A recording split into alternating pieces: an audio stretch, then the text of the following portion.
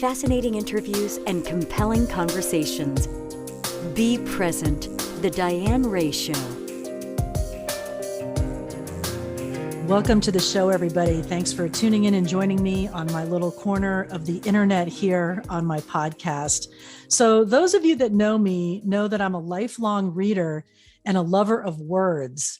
I was often chastised by my friends and family, like, put down that magazine, pay attention, stop reading, like actually telling me to stop reading.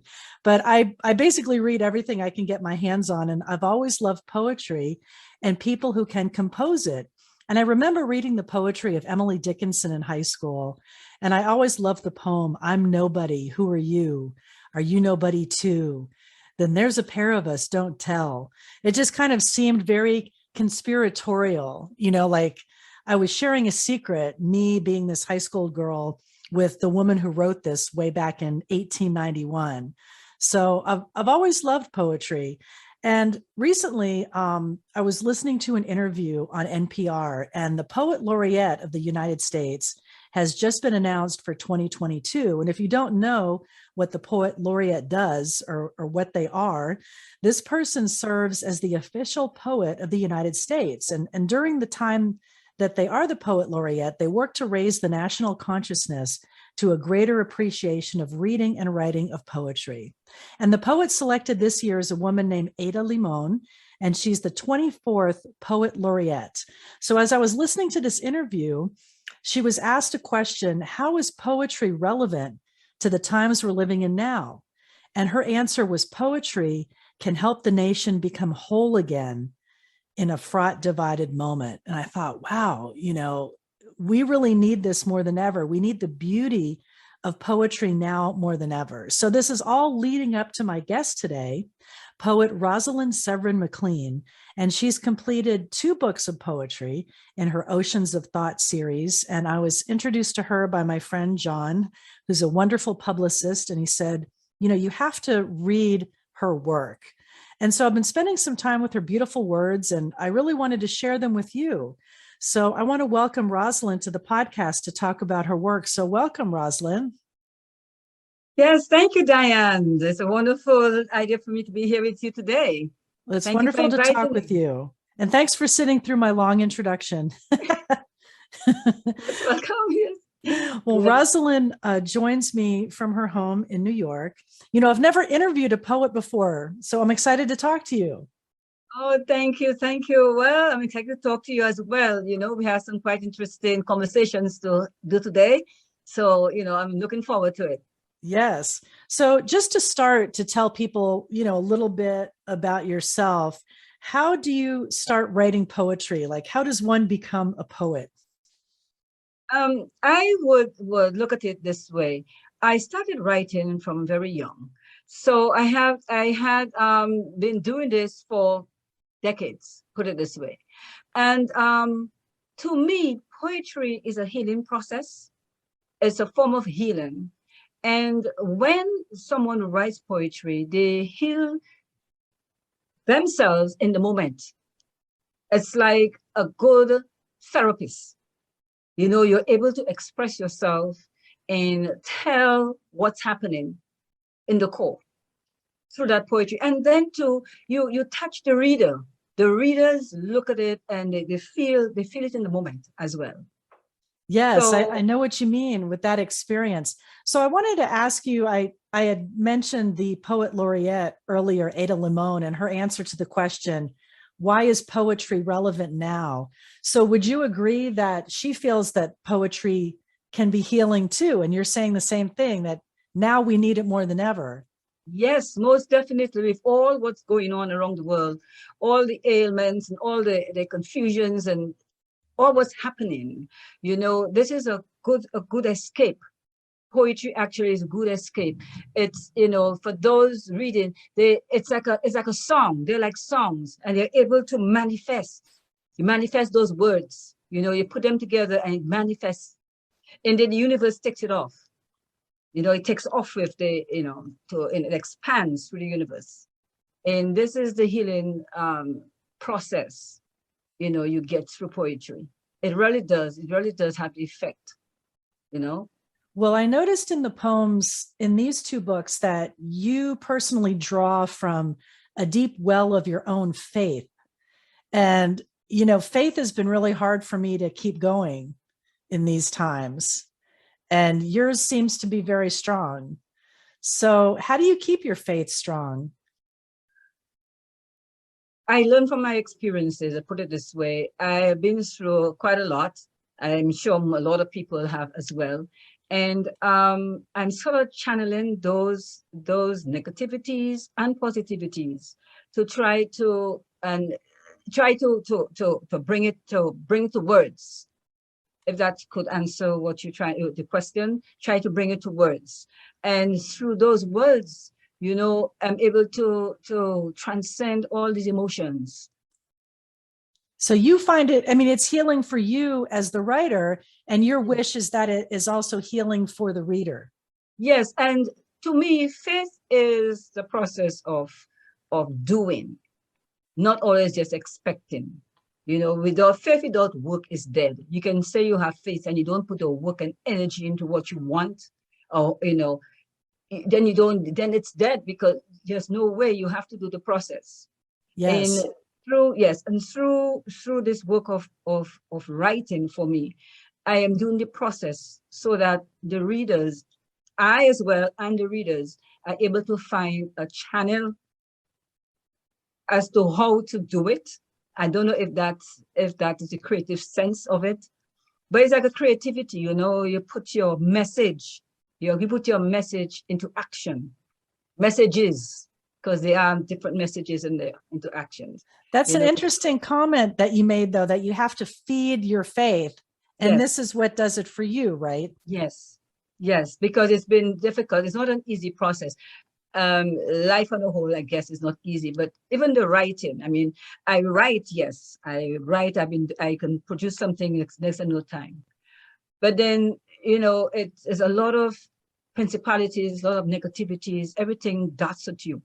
When you're trying to do something good, to stay on the path, you have to be, you really have to have that foundation. Otherwise, it doesn't add up. The foundation of the little faith, that foundation can grow, and then you see it manifesting. I think that kind of explains it. Yes. Yeah. Yes. Just to feed that. Yes. Yes. Thank you for that explanation.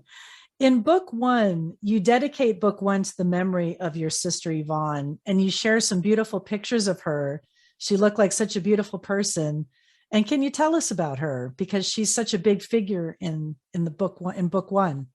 Yes, Yvonne is the sister right after me. We are from a family of 4 girls, and she is the one. I'm the second in the family. And Yvonne and I were very close. She's a very beautiful, humble person. With a very very humble spirit. Kept very wise, very intelligent girl who kept everything inside. We share a lot. She stuck close to me, from thick and thin. So anything that would be going on with her, although I lived abroad, she lived in the island, I lived out here in the States, we shared it. She would call me. So I knew a lot of what's going on with her. Yvonne was very artistic. She played the piano beautifully for years. We all played music, and she was a very good pianist, very much into dance and culture, very much into the church, playing the organ for the church. And so we been so close for all these years since childhood, and seeing how her life went on, and then she got ill, and that, then she passed away. It really left a void, and that void, and that void cannot be filled, no matter what. You can't fill the void of someone, although there are many other people who can probably, but that sister contact, she was like my best sister. She was my best sister, put it that way, and knowing that, we were so close. And another thing, she believed in me. She believed in my work as a writer. She always said to me, oh, you're an author, you can do it. What are you going to do with all your work? Because I will just write and send it to her and tell her, what do you think of that? She said, oh, it's good, it's good. Even before I put it in the book, over the years, I would send her just a little slip of poetry. And then she always believed that I could write, that I was an author. I'm an author. She said, you're an author, you can write. She and my father always said that. So with that confidence in me and encouragement, this is actually like one of the main reasons I'm definitely putting out there, because I have all this work there on the tape, on cassette. Those are the days of cassette recording in the 80s, and I cassette record my work, save my stuff. And she was the one who was pushing me. You can write a book, you could do this, you could do that. Why don't you do this? You're wasting your time. And she will trying to, encourage me. Yes. So that's why too I dedicated book one to her. And I would tell her, yes, I would do it. And I did it, and she was already passed. She already passed on. So well, you could feel that love coming through in the work. And I really related to what you were writing, because I'm very close to my sister. We're very close in age. We're only 18 months apart.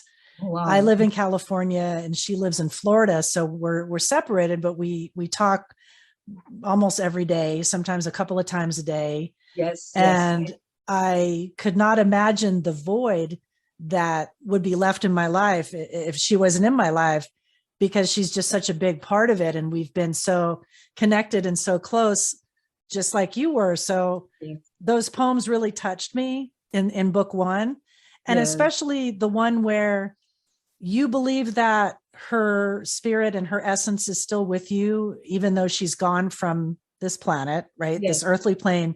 And you write a beautiful poem of her coming to you as a bird. Oh, and you yes. hear the cuckoo of the bird. And I just thought that was so beautiful. Oh, so she's still with you strongly. Yes, she shows me signs, and it's a matter of being still to listen, because the spirits are always with you. And sometimes we miss it because we're not in tune, or there's too much going on around that we cannot pick it up. And I have been, involved in meditation and this type of thing for many years. And, knowing, she gave me that stillness as well. She was one who believed in my meditation. I mean, anything I would do, my other sisters and parents would not go along with it, but she was there, So you had that connection. Yes. Meditation since in the 70s and 80s, I've been involved in meditation, different meditations. And no one would think it's right. Back in the islands, it was like, why are you doing this? You're going to church, you're Catholic. And she was the one who told me, go ahead, that's what you want to do, Right. So it's a lot of, and another thing too, I don't think anyone really believed how close we were, because we were not. I lived abroad. I lived away. So although I lived away, as you say, the calls were coming in 3 times a day sometimes. I just call her just to say I call. I have nothing to say, but just to say I call. And she would say, oh, I'm busy, I'm working. And I said, okay, I'm just calling to say hi, and that type of thing. Yes. So, and yes, I remember definitely when, right after she passed, right after, it wasn't too long after that we had that experience in here, Well, I believe that very strongly. And I also understand and appreciate the power of silence. Yes. And to be still and know, right? And to get quiet. And we so often are not quiet.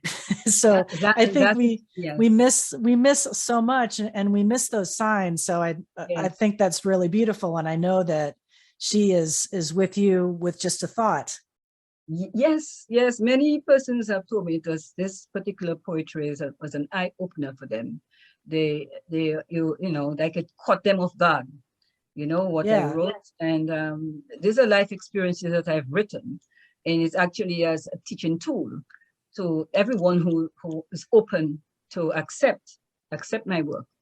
And I have been, I am thankful that I was able to touch so many, people worldwide with my work, Yeah. Well, people that are listening, your accent is beautiful. It's so lyrical. And you grew up on the Commonwealth of Dominica, which is a small island in the Caribbean. And I have to confess that I wasn't sure where it was. So I looked it up on Google, and I thought it Really? was interesting. And I wanted to ask you about this. So as I was searching on Google, there was a question: is Dominica safe for tourists? And it pops up: you should not travel to this country or region. Your personal safety and security are great risk. If you're already there, you should think about leaving. And this Oh, was dated 7 days ago. And I'm like, what kind of place is this?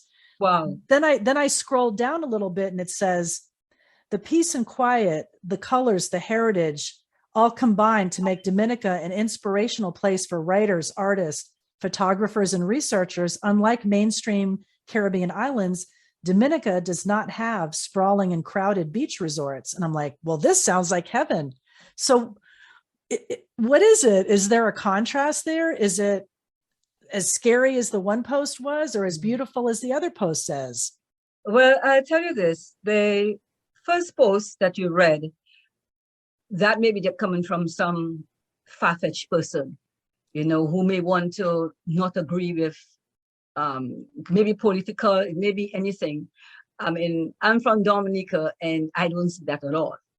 The second post you read, more songs like the island. Dominica, it's actually, they call it the most beautiful island in the Caribbean because of its hills and its mountains. It's very mountainous. We're very ego tourists, we call it. A lot of the tourists come there. They're very happy with the place. They do a lot of hiking. If you're into hiking and into this type of vacation, you can experience that in Dominica beautifully. The rivers, the different beaches. We don't have the white sand like maybe Barbados or any of the other islands, but we're a volcanic island. So you will find a whole different sort of vacation with all the rainforests and all the beautiful birds and experiences and the different lakes. A lot of terrain, a lot of hiking. If you're into hiking, this is the perfect place for you. As for writing poetry and doing all these cultural events, Dominica is the place to be. So the first post is like a shock to me. Well, it was surprising because it Yeah. looked like paradise. And when I clicked on, like, what is this? And it was, I didn't dig too far into it. It was Right. someone posted this about 7 days ago. Wow. And then the other quote was from 2019. This place is beautiful. The colors, the heritage, the embrace of nature. People go there to get inspiration for photography and research. And so it sounds like a Garden of Eden, like this beautiful place. So I was curious if there was, something going on we didn't know about, or some kind of political unrest or something like that. No. I think that I don't know who would have done something so cruel, try to bring down the island. But we are into ecotourism, and we get a lot of tourists, who come to the island, and they enjoy it. There are a lot of big hotels, and a lot of places, you could visit on the island. So it's kind of baffling to have heard that first post you read. Yeah. It's not like it at all. No, I'm glad to hear that, because I would love to go there. I mean, I love the islands, and I have never visited Dominica, so it sounds amazing.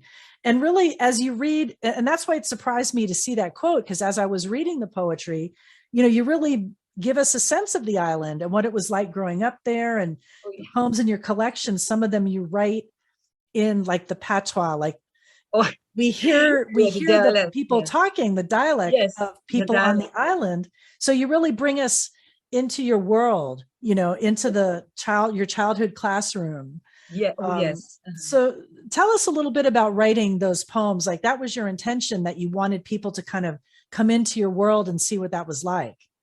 Yes, I especially the one of the convent school where I went to.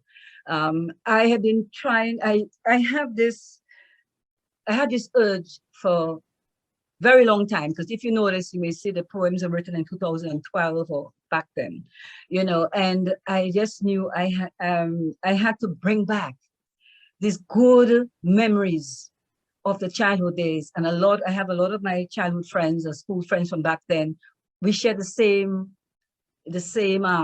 stories.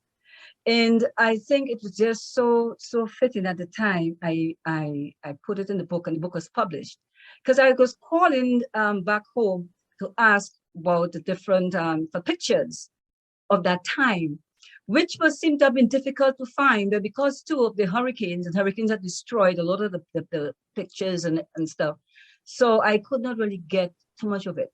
But I was trying to bring back the memory of those days, the teachers we had, the way we went to in school, the disciplines we had, and all the fun times we had at that time. And it caught on so phenomenally. Everybody, gravitated to these, that series of poetry, and they spoke highly about it because it brought back good memories to them. Even the teachers, some of the teachers they're like, oh, how does she remember that? I could see it happening like yesterday.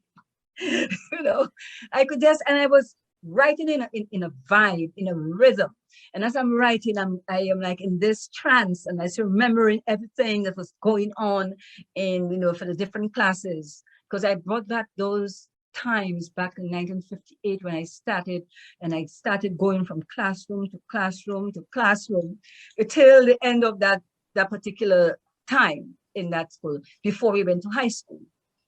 So I sort of brought back the elementary school, experiences. Yes. Well, it was wonderful. It was so great to read and to be able to get a glimpse of what that was like, and to see. And then when you could see the pictures, you had some pictures in the book of the uniforms are so cute and their little hats. Yes. So you really got a sense of those days and what that was like. It was really beautiful. And I wanted to ask you a little bit about book 2 of Oceans of Thoughts. So you dedicated book 2 to the members of the Missing Dimensions band of the 1970s. So tell us a little bit about the band. What was going on there? Yes, the band, I tell you what, I started the band. I started actually playing acoustic guitar for one of the groups, my mother's age group, in the older groups of Dominica. They had some, events and shows, and I was asked to play as a child. I was about 12, 13. So I started playing with them. So I played one for one show, and then they asked me to play again. And by that time, that's what, like in 1970, 71, one of my friends had come back. She was away, and she came back from Geneva, Switzerland. So I told the doctor, it was a doctor's group, to ask her. So we formed a duo. We started the duo for the Missing Dimensions band. From there, we were school children going to the convent high school at the time. So we decided, well, okay, let's form a group. So we had a group of friends, and then we just, see who would play the bass, who would play the drums. And we formed the convent high school band. The convent high school band was only very short-lived because we had the nuns who were in charge. And after, when we started playing, they didn't want us to allow us to play, unless the head girl of the school would join us. We asked the head girl of the school, and she joined us. And at that time, we had a drummer. We had Ella as a drummer. We had Arnolda Williams, who was the bass guitarist. I played the rhythm guitar, and I played the organ as the keyboards. And my friend Jennifer played lead guitar. One of my other friends who passed away now, she played the bongos. So we had formed this band. So we could only play, being a convent band, the holy songs like Oh Happy Day and this type of music. And then we decided one day, after playing for a couple of shows for the school, we were going to play pop music, like Hang on Snoopy and this type of pop song. That's what we could get at that time in Dominica in the 70s. That's the only music we could get on the radio. So we made the mistake one day to practice. We saw the instruments in the school hall. So we went to practice, and we started playing Hang on Snoopy. And then the principal of the school heard us. And that was the end of the school. That was it. Hang on, Snoopy. Yes.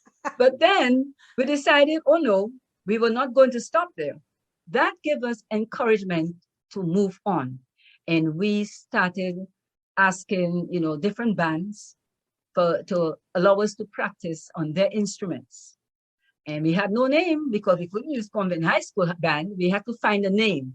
And among us girls, we came up with the missing dimensions. And because we were at that time the only all-girl band on instruments in the Caribbean, in the region. And back in the 70s, we did not know or hear of any other band, not even in the world, maybe in the world, but we never heard of any other band. So we were the only band, and we took off with our music. We That's really great. rocked, yes. And we lasted for quite 5-6 years And until who was everyone started singing? traveling. My friend Nolda, we all sang, but we had a lead singer, that's a Nolda. Nolda is the one who played the bass. So she was on the bass and on the lead guitar.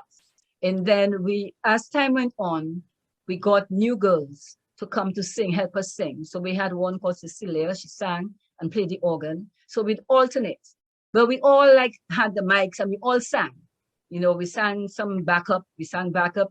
If someone forgot the words or the lines, they were clicking on me and I would be filling in to sing. So we all were together, and so we hit it off real good.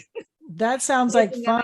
Band, yes. And what was your favorite song to perform? Do you remember? Oh my God, there were so many favorite songs. We had a song called Rock the Boat.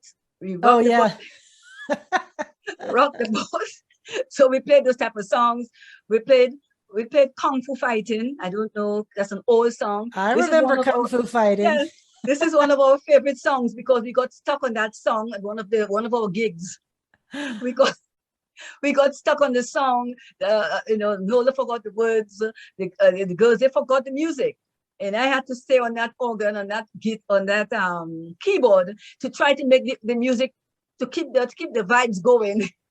That's great. Yes, we did. It was good. We had a lot of fun doing it, and we didn't get paid back in the days. No one paid us to play music. We had no instruments of our own. We had to borrow instruments from other band members, other bands. That itself was a journey, because here we are bending the egos of the male egos as women, taking their spots, and we were getting gigs like them. We're getting a lot of events to play for. So and then we were like guest performers at certain events as well. Wow. All-girl band, the all-girl band, and we make our own outfits, and then we come and we play. There's one song we played, She's a Lady. Whoa, whoa, whoa, she's a lady. Right. But we turned it around and we said, he's a man. So we had to turn the words of some of these songs to suit us, because we're ladies, we're girls. And we were teenagers, 13, 14, 15, 16-year-olds. We were young teenagers. We couldn't go to play at dances and any of this type of life, Back in the Caribbean, it was more sheltered life. Yeah. Well, it sounds like so much fun and brought you a lot of joy. Yes, so do any recordings exist? No, back in the days, unfortunately, back in the days, we didn't have all these recordings, and like today, there were no cell phones, there were no computers. We had no recordings. Even to get the music for the songs, we sat by the radio after school, because we were all at school. So like on the weekends and after school in the evenings, if our parents allow us to listen to the radio, we would be sitting there to get the words of the songs and to try and get the music, get the tune. Then I'd run to the piano and make up the chords.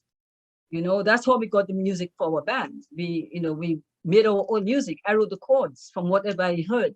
Yeah, you just had to just copy everything from what you heard on the radio. Yes, we had no official music sheets. We didn't have that. Back in the days, that didn't exist. Right. You had to get creative. We had to get creative and create our own. Yeah, sometimes too, we are singing the songs, we're rehearsing the songs, and we come up with some words, and that's not the word. This is the word. I said, that's what I heard. So now we have to listen again to get the correct words, and sometimes we don't get the correct words, but then we are singing. Right, just kind of making it up as you go along. Yeah, and it works. It worked for us because people were fascinated by our music, and just the idea of girls playing, having instruments. We just not singing like a group. No, we actually playing the instruments. That fascinated, and we had visitors coming into the island, and they were astonished as well, to see these young girls playing music and playing good music too. Right. What a shocker, right? In 1970, 1970, 71, female yes. musicians. Wow. Yes, and I read music. I used to take piano lessons, Jennifer and I. So I already knew theory. So I wrote my own music. I wrote the chords to all the music we played. So you were breaking barriers. That's Well, so yes, great. yes. Yes, and at that time as a child, we were, we still had the mind of a child as young teenagers. It's not like today, the teenagers are more open. It wasn't like that back then. We're still very sheltered by our parents. We couldn't do this, we couldn't do that. We had to come a certain time and this type of thing. Right. Much more conservative then, I'm sure. Oh yes. Oh yes, definitely. So we did it. We did it. We made the music, and we cut ourselves. We can say a record, but not the records on that we play today. But just knowing that we were the first all-girl band in Dominica and in the Caribbean, we made history. Yeah, you were breaking barriers. Oh yes, we did, and we are still together. I mean, when I say still together, everyone is separate. Jennifer is in Texas, Anola is in Bermuda, I'm in New York, Ella is in Dominica, but yet we are still united. We still we're still together, So whatever I do for the band, whatever ideas that we have, we share. When I wrote the series on the band, Jennifer and I were putting our heads together to get the series done, So it's like we collaborate, yes. to get our work done. Yes. I'm sure an incredible bond was formed that will last a lifetime. Yes. We are very close, and from children, because we on the island, everybody knows everybody, this type of thing. So we grew up since kindergarten, just about. Most of us, I mean, Ella was much younger than us, but Nolan and I are the same age, and Jennifer just about.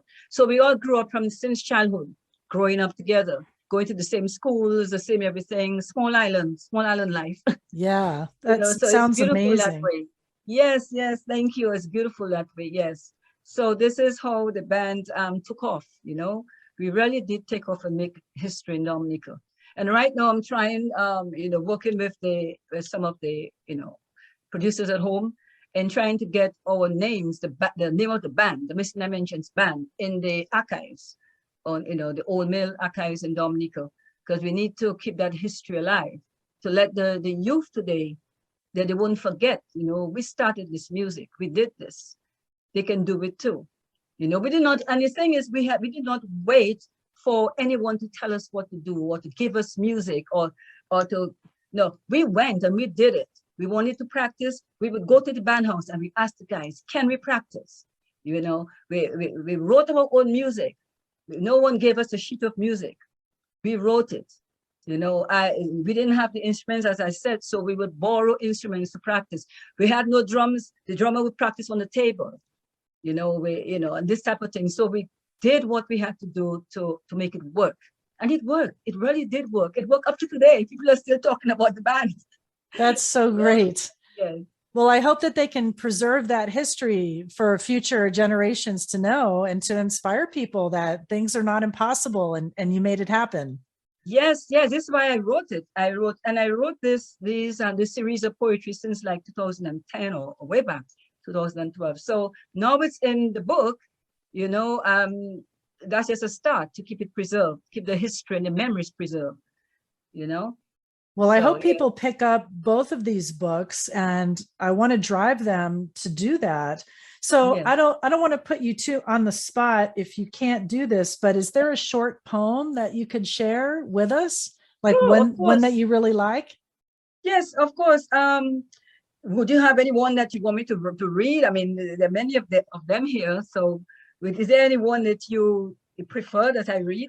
Well, I mean, I really love the ones that you wrote to Yvonne. Okay. So maybe the one about the bird. Okay. Oh, Angel Dove. Yes. Yes. Okay. Let me get it here. Yes, I have it here. Yes. I wrote this one in 2017. Yes. As you mentioned, I wrote this series of poetry on Yvonne, as dedicating my work to her. And this one, Angel Dove, it's as her visit in the spirit, to us. Yes. Oh, angel dove.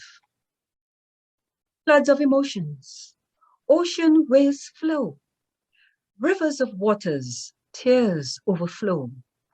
Oh, angel dove.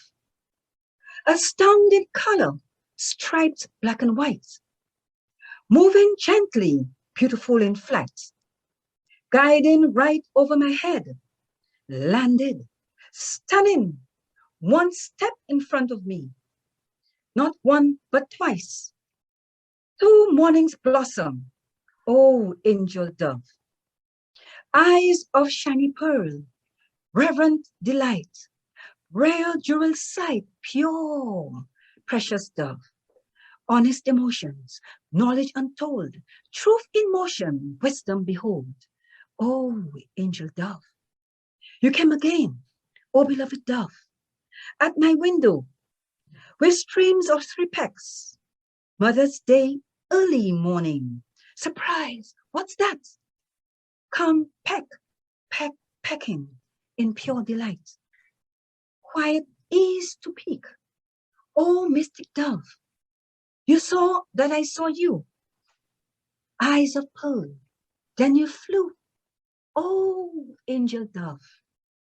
Floods of emotions, ocean waves flow, rivers of waters, tears overflow. And tell us the best place to find you, your website. Yes, my website is Rosalind Severin McClean.com. And I'm on Amazon. The books are available on Amazon in Kindle version and paperback. I also have a YouTube, Oceans of Thoughts YouTube. And, I'll be happy if I can get some people to subscribe. I'm hoping that the listeners subscribe to my YouTube channel for Oceans of Thoughts. And so this is where you could really find me. Could I spell out the website? Sure. So, okay, the website is RosalindSeverinMcClean.com. RosalindSeverinMcClean.com is the website. I also have book 3 coming up hopefully in September. It should be published. So I'm looking forward to producing that one, to getting it out there. Perfect. Thank you so much for joining us today and sharing your gift. Thank you so much for inviting me to speak with you. I really appreciate this interview, and I'm looking forward to more conversations with you.